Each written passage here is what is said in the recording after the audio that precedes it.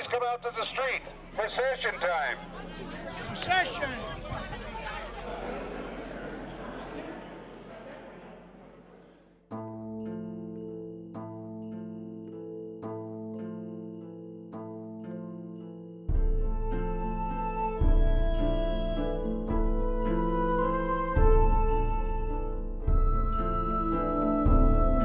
This is an Italian parish, and all the saints that are in the church are from Italy. It's the only Italian church here. In Los Angeles? In Los Angeles, yeah. We can go to many churches that may be called St. Peter, but this church is, you might say, the heart of the Italian community in Los Angeles. The church is very important to us because that's our last Italian community that we have. This is where Little Italy was back in the 30s, so we want to make sure we don't lose it. This is our home.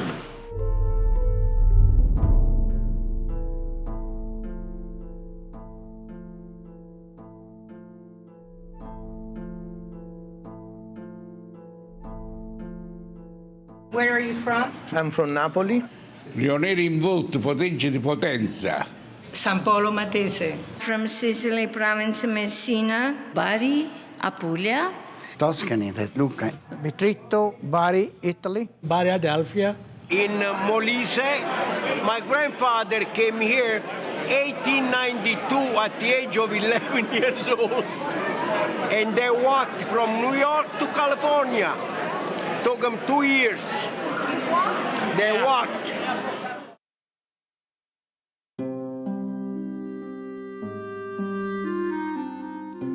It happened that around the turn of the century, a lot of Italians came to Los Angeles to look naturally for work. And they brought with them their faith. We know that Los Angeles was a point of destination. So you would want to come into this community from Italy. You wanted to head for this area because this was the center. At that time, Southern California was being promoted as a Nuova Italia, or a New Italy, and the majority of the immigrants were from Southern Italy. They were from regions of, Abruzzo, Calabria, Basilicata, Sicily, Campania, the regions where poverty really had a stranglehold. Our great-grandparents came over here. They were outcasts years ago.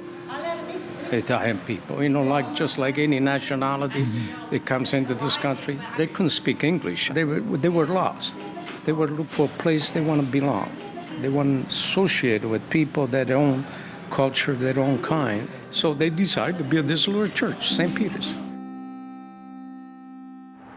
St. Peter's is for the Italians living in Los Angeles. So all those who have connection with Italian culture and language can claim this as their own parish.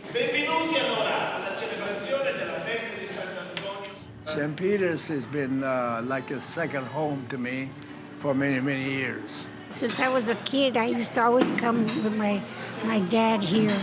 Oh my gosh, I grew up in this church since day one, since 1958. It was my grandfather's church. My parents were married in this church. All my children, they were baptized here, my grandchildren. My in-laws were married at this church, and we were married at this church, so we come back. My parents met at this hall. They met here, yes. My family's been involved since the church was founded in 1904. In 1904, the bishop decided to give the opportunity for those Italians who wanted to assist an Italian Mass to come together in a place. St. Peter's was first located on San Fernando Street, which is now North Spring Street. There was a temporary church that served the community for a number of years before the church moved to its North Broadway location. And the only place available at that time, near where most of the people were living, was a chapel in the cemetery. The cemetery chapel was exactly where the church is now. The parish, it was basically a mission. There was not a place that people would call their own. Finally, a special group of priests, the clerician, came, and they assigned a young priest, Father Cicero, who had been ordained only 1 year, and he took upon himself this responsibility of making this area truly a place for Italians. This came to fruition when, in 1944, the church burned down, and so this was really a sign from God that they had to build their own church.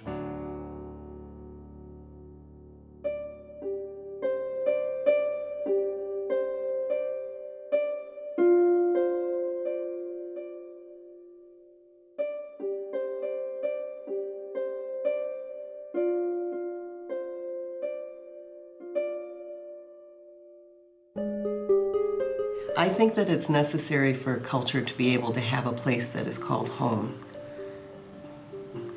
where they can be embraced by people who speak their native language, where they can worship and have their sacraments in their native language. That language is still the first language where their spirit soars. St. Peter's, that's the only place where there's an Italian Mass at 11 a.m. on Sundays, every Sunday. And thank goodness, I love the Italian Mass. I don't understand it, but I love it. I like it in Italian. I don't know, I think it's interesting, even though I can't understand it. Yeah. I'm like, oh, this is cool. I kind of like imagine a little bit like what's happening, and like I try to like translate in my own mind of what they're saying sometimes. This church here and like how the mass is in Italian and stuff, it's kind of like taking you to a different world, like exactly. You're almost in Italy. Yeah, exactly. The churches back home, the masses aren't like that. It's a totally different mass and experience. Even how it's all decorated too. You see the stained glass windows in there and all the statues. I mean, we have that at our church too, but over here it just seems more history with it. A lot of the people that are here, you can tell, are really close and really involved. They respond and they sing. And I think hearing the choir, like the lady singing, she didn't have a mic, she was just like singing, and the priest was singing really loud. So you're moved by this? Yes. Exactly, yeah. I was Catholic my whole life until I got married, and then I was just an Easter and Christmas Catholic, actually just an Easter Catholic. And about a year and a half ago, I walked into the church, and I'm sitting there and I go, wow, I've really been missing out. I feel like I'm home. You know, when you bring somebody into this church and you look at all the veneration and the statues and St. Peter there in a boat, I mean, it is so special. I mean, it is so unique. It's been there about 30 years now. It was made in Carrara. You have white marble. So Peter leading the church, as you can see, is looking up and also holding back, so making sure the sheep goes the right direction. Grandpa came with the little ones, so he entered the church, and one of them asks, "Who are those guys, you know, those statues?" And Grandpa said, "Those are people that love Jesus." And after they move a little bit towards the main altar, the other little one said, "And Grandpa, who is the old man sitting on the bathtub?"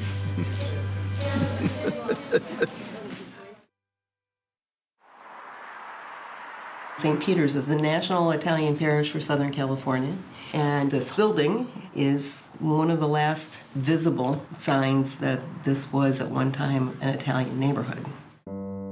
At the time that St. Peter's was established, a large Italian community formed along North Broadway. There were Italian groceries, the meat market, the fish store.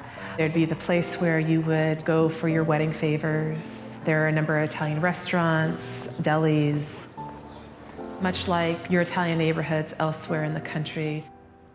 I grew up going to St. Peter's, but even then it was kind of, what is this Italian church doing in the heart of Chinatown? That was the heart of the Italian community. That was Little Italy.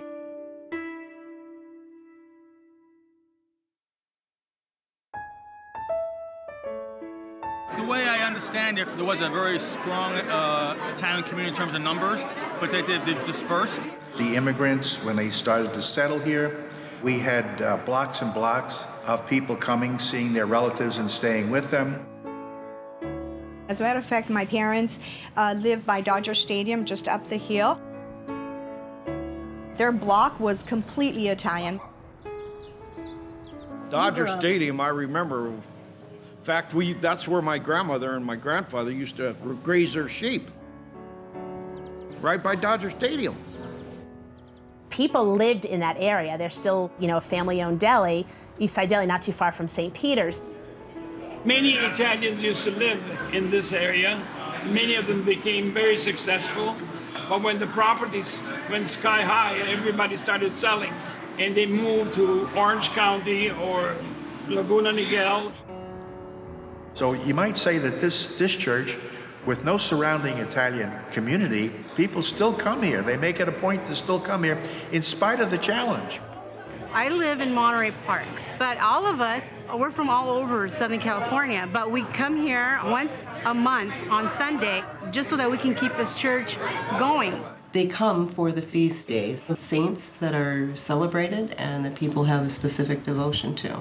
Ti salutiamo Vergine, colomba tutta pura, nessuna creatura è bella come te. All of us belong to societies. All those saints in church, those are individual societies from the South. Societies are a beautiful way of people coming together where they are to keep their faith, their traditions, and manifest the devotion that they've associated to this particular saint. The saints are traditions brought from the towns where we come from. Some of them are little towns, some are big towns. Each town venerates a particular saint. It's a tradition that has continued for hundreds and hundreds of years.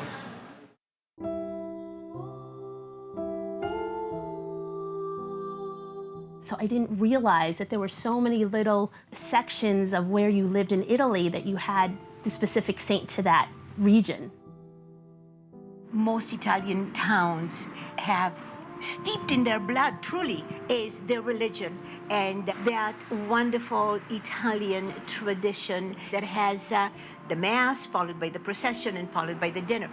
That is a tradition that has carried over to this country, and particularly to Los Angeles, and particularly to St. Peter's.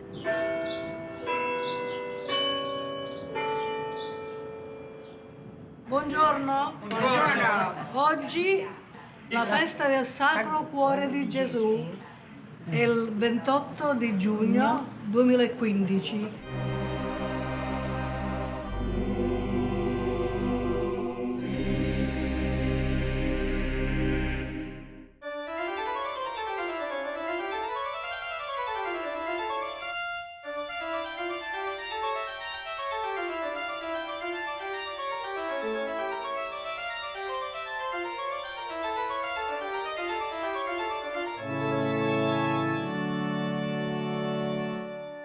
My mother and a lot of my aunts were sitting together one day reminiscing. Remember how we used to do that in Italy? Remember how we used to do that in Italy?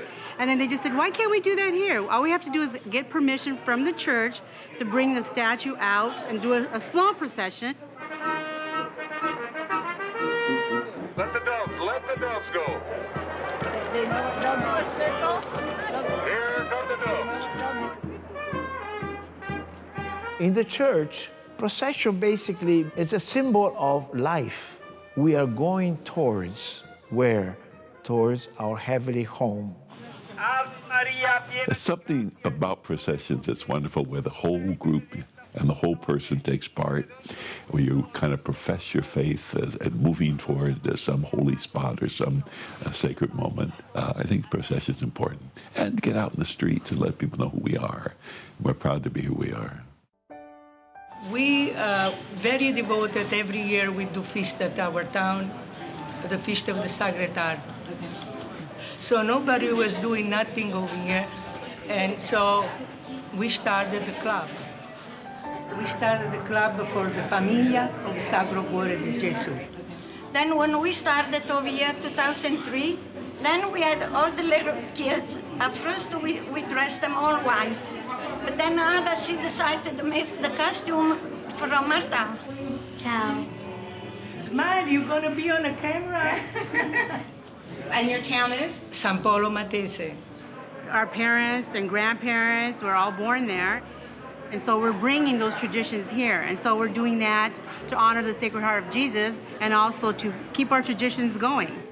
Do you like dressing up in these costumes?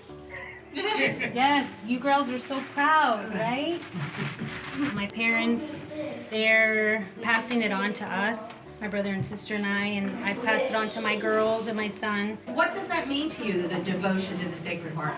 To completely put our trust and faith in Him and everything that we do, and to pass that on to our kids, it's so important.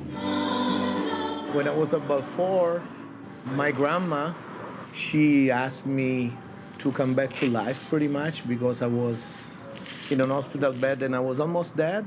And she got a blessing from the Sacred Heart, so I'm very devoted to the Sacred Heart. And my mother-in-law, she's the president, and anything she needs for the Sacred Heart, I'm ready for her. We're doing what we did in Italy many, many years ago. So we're all keeping those traditions alive. If we don't do that, then they just kind of die out. Was that a successful procession? It was beautiful. It was very beautiful. It was very moving. Was it all worth it? It's very worth it for him. For who? For him. For Jesus. Now we go eat. Come on.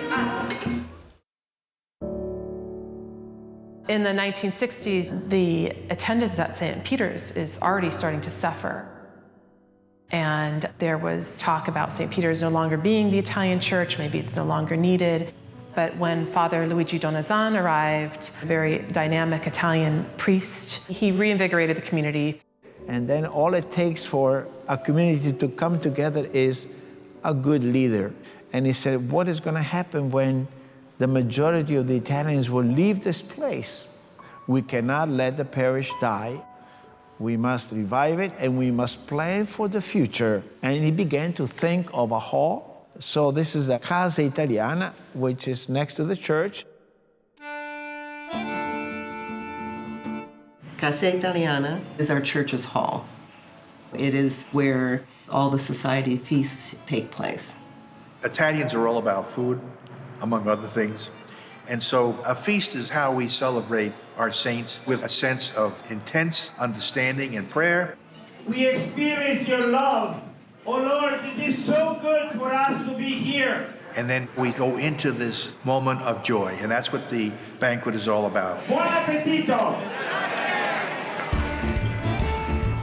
Almost once a month, there is a feast where we have incredible food. We're doing the Feast of Santa Lucia today, so this is a special day. Today we're making prime rib. We're going to make antipasto, shrimp cocktail. That's my primer for potatoes. Food is very central to Italian culture, so to sit at a table, eat with your friends and family, and to take a day to come celebrate a saint, it feels good. It kind of reminds you what's important in life, your family and your faith.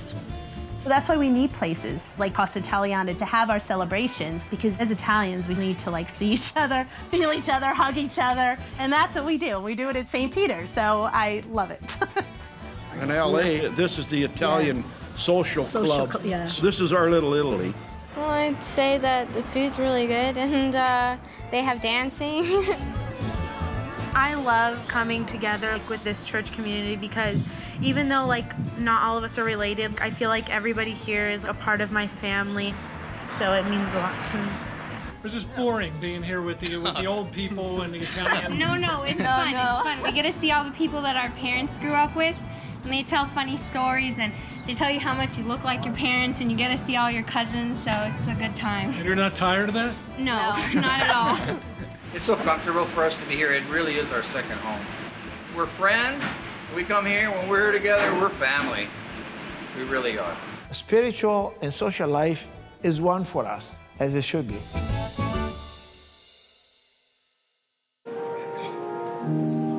And the early 1900s, large numbers of Italians arriving from the area around Bari in the region of Puglia in southern Italy brought with them saints that perhaps nobody had heard of outside of their region.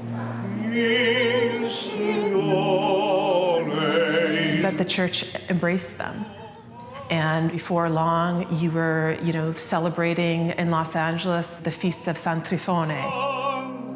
San Trifone for us is a patron saint.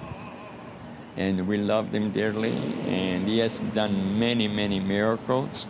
But at this time, the person responsible for putting this all together is our president, Mr. Mike Poschetti. Let's give a big hand and welcome all of you. I've been the president now over 20 years.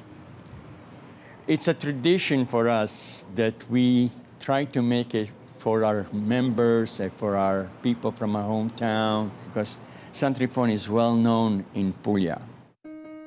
San Trifone is the patron saint of sailors. He came to the area called Montrone Caneto. It actually did not originate in Italy. It originated in Asia. And so when the Italian sailors went and they saw the miracles that San Trifone did, they thought, well, we need those miracles too. And so they actually stole the original statue.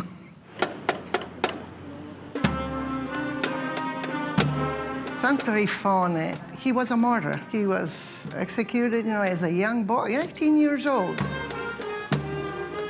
Can't help it, admire him and honor him, and that's what we do.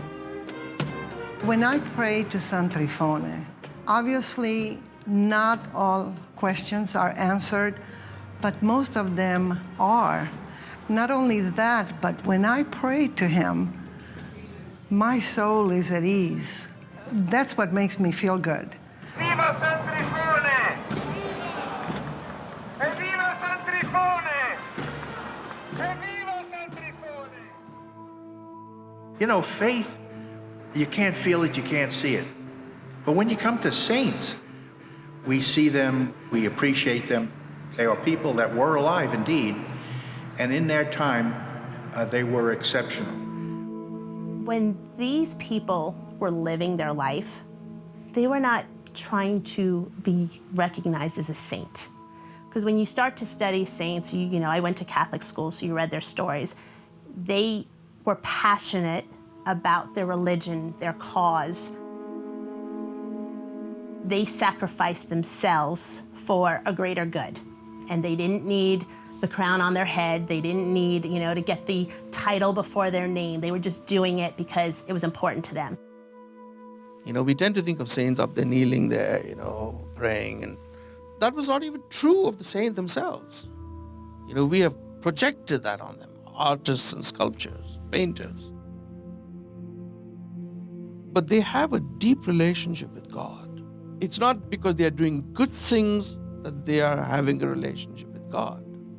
It is because they have a relationship with God, they're doing good things. They're kind of like our heroes for our faith. Like kids would look up to sports stars as their heroes. The saints to us are our heroes. We try to model our lives after them.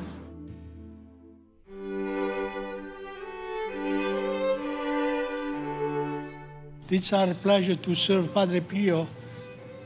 He born in Pietrelcina. It's a little town close to Naples. This Padre Pio, he do so many miracles. We love him. He's a saint of our century. I believe so much in this man because we all know his face. This is his face. He was a real man in this world. So we celebrate him with a lot of faith. I become a spiritual child of Padre Pio. This is my sculpture. I donated to St. Peter's Church. I carve it. I personally love Padre Pio. My father was dying, 66. He prayed to Padre Pio. He lived another 20 years. Padre Pio is the saint of all the people, not just Italian. You can be from anywhere. Padre Pio is the saint. We're here today to celebrate the feast day of St. Padre Pio. He's actually my confirmation saint. I chose him because of all the miracles he's performed. There's instances where people could smell the scent of roses 100 miles away when he was like praying for them. There was a San Padre Pio event, and I was talking to the Brunos about how they all first met, because I found out that they all came from the same community. When they came over here, they didn't have anyone. So when they got together as a society club, if the saint is what kept them connected as a protector, I think that speaks volume to the work that the saint did when the saint was alive. The saint kept the people together. My husband, 8 years ago, they find out he got very aggressive cancer. So one night, I talked very well with him. I said, please, I need the strength to be with my husband. Please, Padre Pio, help me. Around 4 o'clock in the morning, I hear steps, very heavy steps. But when I go back again in my bedroom, I smell his flowers. And then I say, oh my God, Padre Pio, thank you, you were with me. Thanks to him, he gave me a lot of strength. My husband is with me today. I'm in very good condition now. My cancer disappeared from my body. And thanks God, I'm alive. Every time I recite the rosary, I turn on a star in the heaven for Padre Pio. Viva Padre Pio!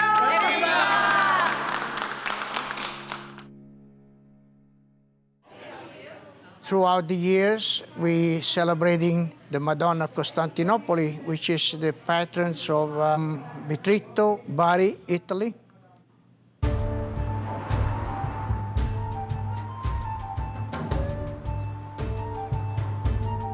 Our dear Blessed Mother talked to somebody and changed all the weather. But the good word is we will have a procession today. You know how the old story goes that if you do something right, watch out because they're going to ask you to do it again. Bring the saint out to the street, please. They can just say, Joe, take care of processions, and they know it's going to get done. So Demetrius over here, he's in charge of the procession. Demetrius Russell, he is the grandson of Vito Catarino, who was the past president of Constantinople. Demetrius, he is developed into a fine young man. My health condition deteriorated. He gets here ahead of time. I don't have to worry about it. I've been coming to the church for 21 years. I'm 21 years old. So Joe asked me one day, you want to come help with the processions? And I didn't know that I'd be doing it 5 years. This is the March Feast. Constantinople Society does it every year. There's a feast just like it in Italy once a year, and this is kind of the Americanized version. Please make a path right here in front. I'm not as good at telling the story, but there was a plague in that area of Italy. And when the saint was shipped to that spot, the plague disappeared, cleared up, and it was a miracle. And so that is the miracle that's been celebrated. This is generation to generation family event that my grandfather helped bring over from the old country. You'll see all the members that have the blue ring with the Virgin Mother medallion on it. Next year we're going to be celebrating our 80th, so that's quite a feat. The society started in this church since 1937. We donate the bell to the church and various donations done throughout the years. Everybody in the world has a Madonna. We are in a lucky situation that people are devoted to this Madonna and they do come from far away. Our Madonna is one of the beautiful that we have in this church because we have in a glass case and we preserve it. This is my granddaughter, Mary Deligio. She is 6 years old. She represents the little Madonna today in the procession. Do you know who the Blessed Mother is? Jesus' mother. Jesus' mother, huh? And who's Jesus? It's the baby. Do you like being dressed up like this? Yeah. Yeah, why? Because it's awesome. Why do you think this is so important? Well, I think it continues the family tradition. That's not just about the Italian part of it, it's also about the faith in our Catholic upbringing and continuing that and passing that on to each generation. We try to keep the tradition going, and we're going to keep on going until none of us be able to walk through the doors. Thank you. We're going to be toasting the Queen here. But in the meantime, the Queen represents the St. Peter's Church instead of just one society. They represent all the societies, and she has to go to each feast. I pledge allegiance to the flag of the United States of America. Every society in St. Peter's presents a princess. And then on Valentine's Day, we have our dinner dance. And at that point, we pick the one that will become the queen, and she will represent the parish in the various functions officially. When I was little, I used to come to the parties, and I used to see the princesses, and I wanted to be like that, so I waited till I was old enough, and I didn't. Have you told your friends that you're a princess of the Catholic Church here? I tell them some very close ones. I remember one day she was telling me, like, I'm a princess now, and I'm like, what are you talking about? She's like, oh, I'm a princess now for Italian church. And I was like, how did that happen? We have a granddaughter that's the queen of the parish. You're the new queen. Well, ever since I was a little girl, like I was the little princess, and so I just always really wanted to do it. It's like watching all my cousins do it, just really something special that I wanted to do. What did you have to do to win? Nothing. They pick a name out of a bowl. Some people say it's luck. No, it is the providence of God. He knows what He's doing. St. Anthony is a worldwide saint, and everybody prays to him and hopes for his graces. So they come here to celebrate for that reason. St. Anthony Society was founded in 1939. St. Anthony is the only saint that is pictured holding the baby Jesus, other than St. Joseph and Our Lady Mary. St. Anthony is known for so many miracles, and he was such a scholar and such an orator during his time, even though he was a humble person. He was born from a very rich family, but he didn't want to be part of the rich. He wanted to be part of the poor. I'm very devout to St. Anthony. My oldest son is called John Anthony, but we call him Anthony every day. Devoted to St. Anthony. I remember as a kid, my parents dragging me to the church, dressing me up in a suit. They'd make me carry a flag or a banner in the procession, walking around the block with the sun baking down June 13th. Oh my God, it was so hot outside. My father has been involved with St. Anthony 35 years. He's been so devoted to St. Anthony, and he's always had a passion to give his time and be a part of a society that is one of the strongest, I believe, at St. Peter's. St. Anthony Society has such a great following. And on the feast day, 500 to 600 people RSVPing was huge. And why does St. Anthony mean something to you? Well, actually, my mother used to pray to him, to tell you the truth. He was all over the house. What did she pray for? I believe when she would lose something, so that he could find whatever it is she was looking for. I don't know, it always worked. Do you know what he's the patron saint of? No. He's the patron saint of lost things. Of lost things. Oh, yeah. Yes. St. Anthony, please come around. I lost my microphone, and it can't be found, yeah.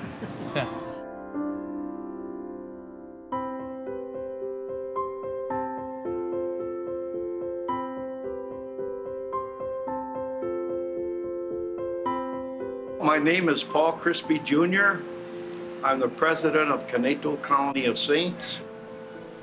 1934 it was established. And when they came from Italy, they wanted to keep their traditions. And I was related to the founder, so I'm very proud to step in their shoes. I hope I've done admirably through the years, so we've tried very hard. So Vita, your father started this? He was one of the founders of it. So you grew up in the traditions? Oh, I certainly did. She's one of the first generation. That is true. My generation was the first that came after their fathers. Yeah. We did a lot of serving in our day. We didn't have waiters and waitresses because our family did all the cooking, and that's the way it was. And we as grandchildren came here and did the waitering for them. You didn't have a choice. Typical Italians, you do what I tell you.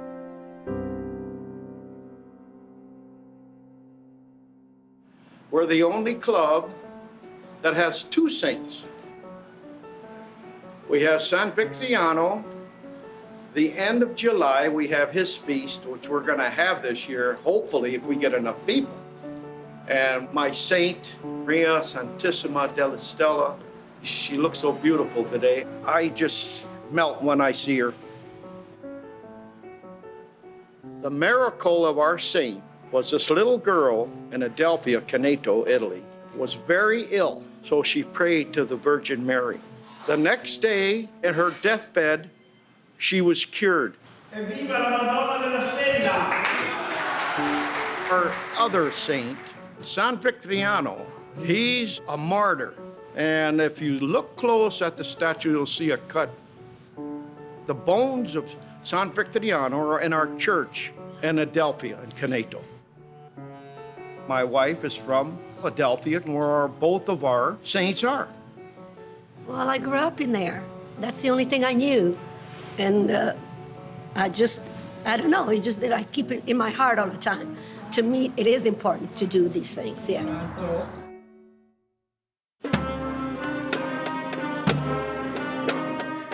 We are lucky to have a block here, which is very, very accessible for a procession. We stop on the way at the Chinese Cantonese church, which is Catholic. There too is a relatively small church of people coming from far away. But on Sunday, they're all there. And we love to stop in front of the church, thank God for this missionary church, and we pray that we may continue to reach out to all the people who seek the Lord with a sincere heart. God bless you all. Amen, amen. Amen.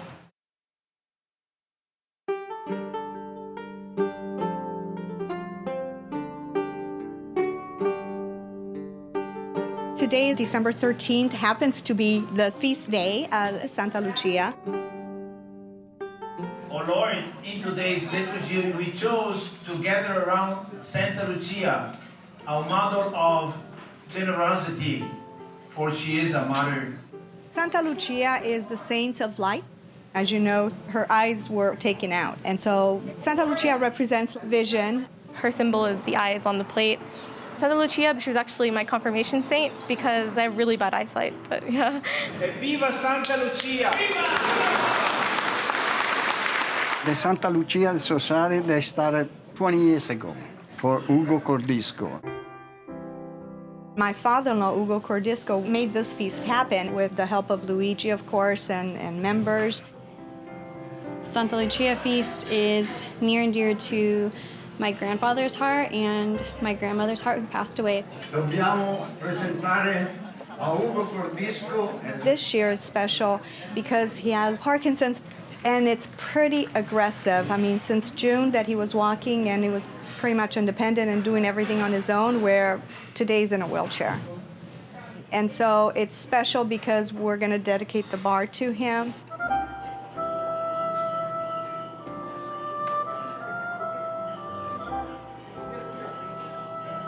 Bless our brother Hugo.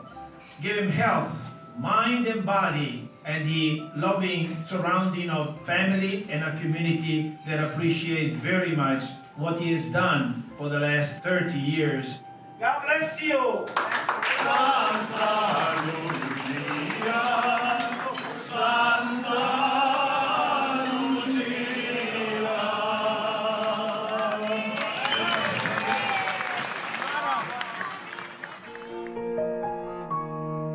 There used to be also a society of Our Lady of Mount Carmel, but then most of the members have died out already, and so we no longer have the society that is functioning.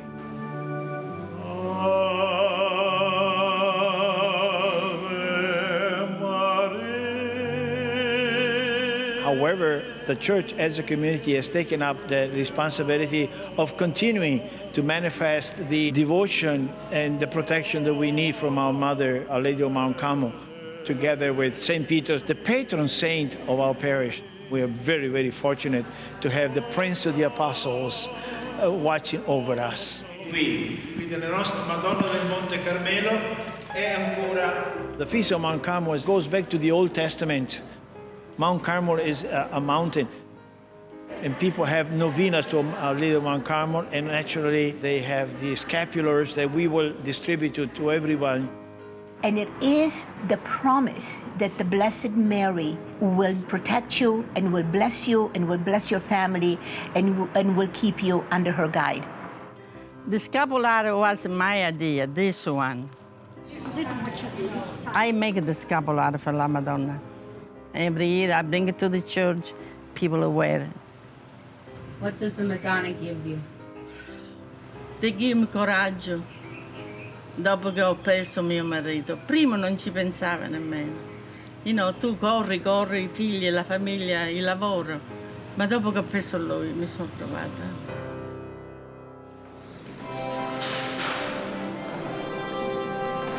O Maria, dolcissima Madre e Regina del Carmelo, prova la nostra fede. Evviva San Pietro! Evviva! Viva la Madonna del Monte Carmelo! Evviva!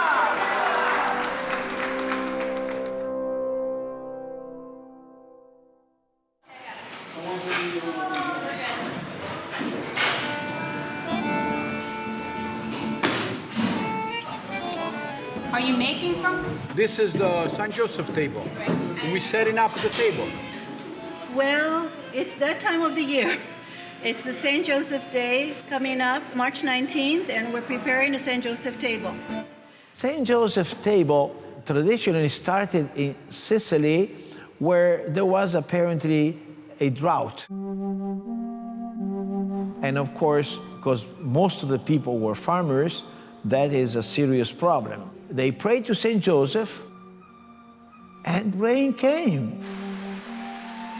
Now, people thought immediately, how can we thank God for this great gift that we have received through St. Joseph? And they decided that now that they had plenty of food in their gardens and fields, to prepare food for those who did not have it, for the hungry. And this is what I love. Make a pledge. Don't get anything for nothing. So they pledged that if we have the rain, that we will help the poor.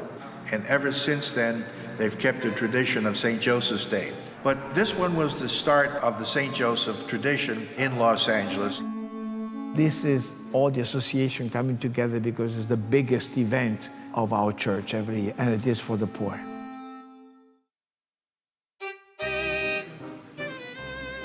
Cipriano, the flowers are coming today?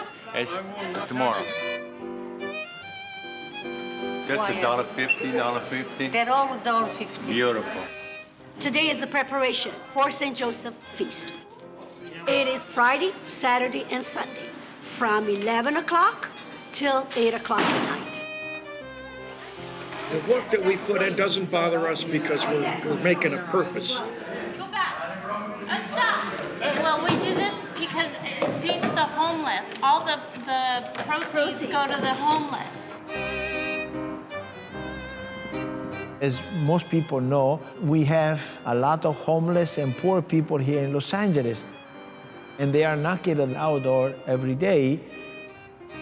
So we now have transformed this table of St. Joseph's in a little bit of fundraiser to feed a hungry that come to us.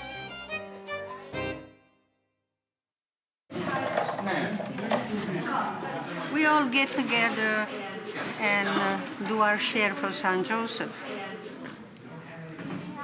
And all those people, I mean, they are dedicated. We've been doing this for the last at least 20, 30 years. I've been doing this since 1960. My dad was a cabinet maker. He loved St. Joseph. I've been working here for about 28 years. So is this kind of like another family for you? Yeah. You know everybody here. You've known these people for years, since we were kids. What are you cooking today? Today we're making the sauce. We gotta make 6 barrels.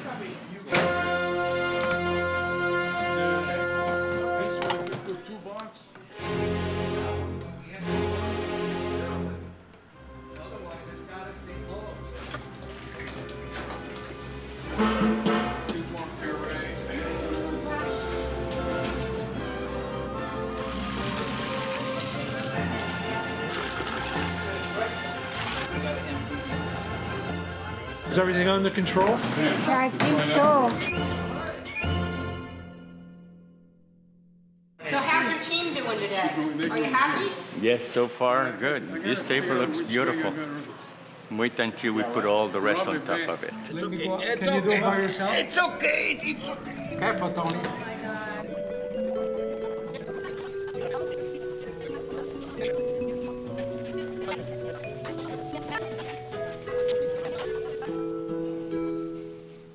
We have 2 St. Joseph, okay? One in the church and one up there. But St. Joseph is live. Yeah. We have live too. We have a live St. Joseph. The Holy Family. I'm Mary. Right? Yeah. Turn around, let's see. Oh boy, you're big in your belly here. I know I am. Welcome, my dear sisters and brothers. Welcome to the celebration of St. Joseph. For this table of St. Joseph, we have the rituals. We have a procession from the church to the hall, where we knock at the door of the hall.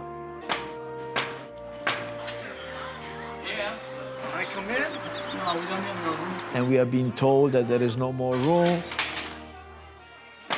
And we knock over again. We can't come in yet? No, because we don't have no room. For 3 times we knock. Finally, they open the door. Yes, come on in. And then everybody comes. Today, we honor the memory of St. Joseph, husband of the Virgin Mary, and patron of the Universal Church. Now we have the prayer of blessing of the table and of the food. By the way, when you're blessing the table, See, his model of leadership is Mussolini. Viva San Giuseppe! Appreciate it very much. Here you go, my dear. Thank you. Thank you. So how many people do you expect this year, Mike? all 3 days, between 32 to 3,500 people. Of course, the table of St. Joseph is free. People can come, homeless or everybody else, come and have food. Can we have some spaghetti? We serve free spaghetti with bread. We go through 3,000 pounds of pasta. We sell meatballs, sausage, pizzas, all kinds of stuff. Ladies. Ah. It's nice to be able to get together with family and friends and break bread and share a meal. This guy's been coming here since '75, but it's because of him that I come here. I think it's wonderful. I come back here. It's an opportunity for me to see my nephew, who I never see ever. So it's a good time to reconnect with these people. And like I said, here's my sister-in-law here, and my brother's here. And I'm 38. I've been coming probably 38. Yeah, 38 years now. Why are you here today? For St. Joseph's Day. What are you doing here today? And that's why we come back every year and do it over and over, because we love St. Joseph, San Giuseppe, and we love St. Peter's Church and the Italian community in Southern California. Viva San Giuseppe! The reason for St. Joseph table is to make money for the poor people. With that money, we have an outreach program here that we feed so much and we give out so much. Twice a month, almost 80 families, poor family come, and they give a big bag of rice, big bag of beans. There's a lot of poor families. If we have it, we share it. If we don't have it, we still share it, that's all.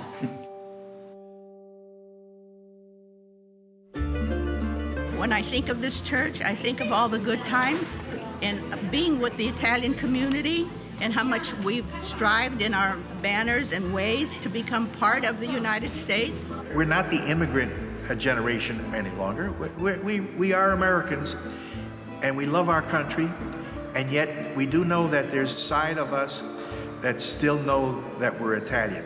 And others look at us and identify us right away. Oh, you're an Italian. And so they don't let us forget, and I don't want us to forget. In a culture where we have so many different ethnicities, I think they can be lost.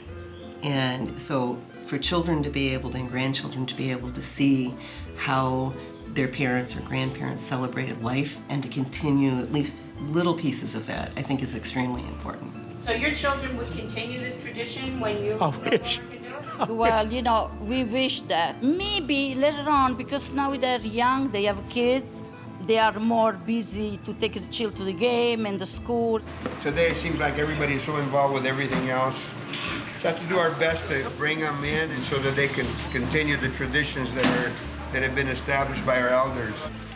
I've been coming here some 40 to 50 years, and it's always the seniors that are occupying the position of responsibility, volunteering, and knowing what's going on and keeping those traditions. So I don't complain about the younger generation. Believe you me, up there he's taking care of it, the saints are taking care of it, and it does come along. Our time is over. The new generation is welcome. I come to every single feast that they have, and I love it still. It's just being involved in the community, being involved with everyone around you, and it's a fun experience. There's not many places where you can express your Italian pride, and that's really important. It's been a big part of my grandparents' life, and I just feel that it's only the right thing for me to do to keep it going and keep the tradition going. Who's left besides us to keep it going after this generation? So it's kind of up to us to get other people our age interested and involved in it. I feel like if your family is important, if this church and society is important to you, then you need to be active. Will you do this in the future? I think so. I think it's important. Definitely. So when we get older and we have kids, it's definitely going to be one thing for all of us to bring our kids here so they can experience what we did. I would say it's a cultural experience that's different than any other. It takes you to a different time and a different place where you'll feel closer to God. Exactly.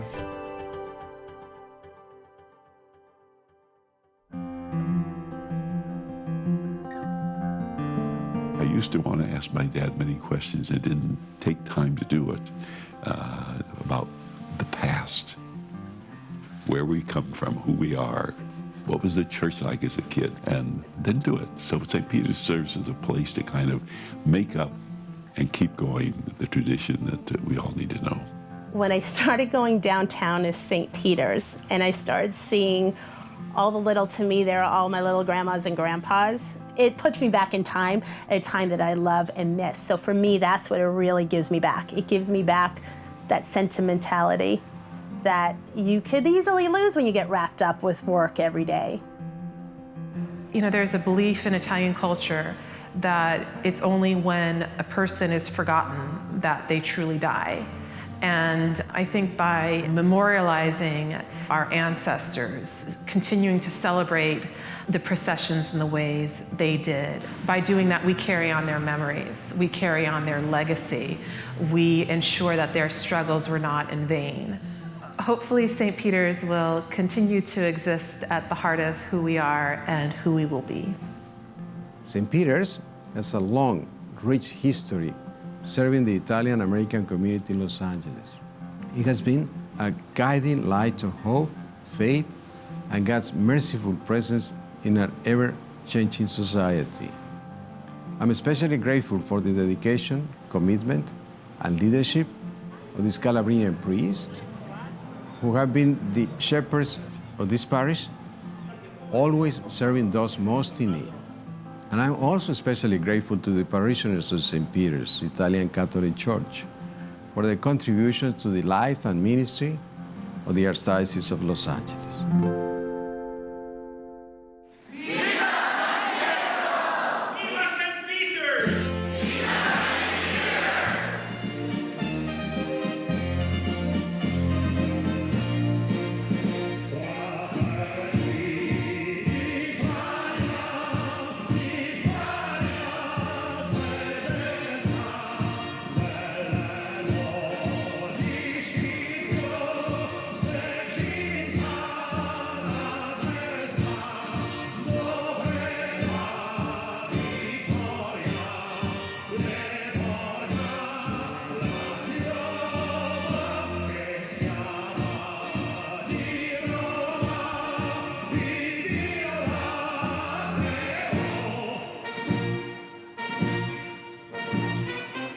If you were to describe being Italian, what word describes it?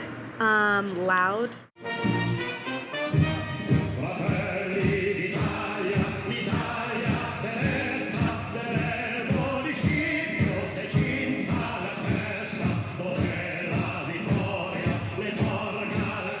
My name is Emiliana Zagaroli Parent.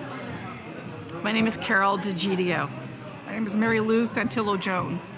Jones. Jones, I know, every time.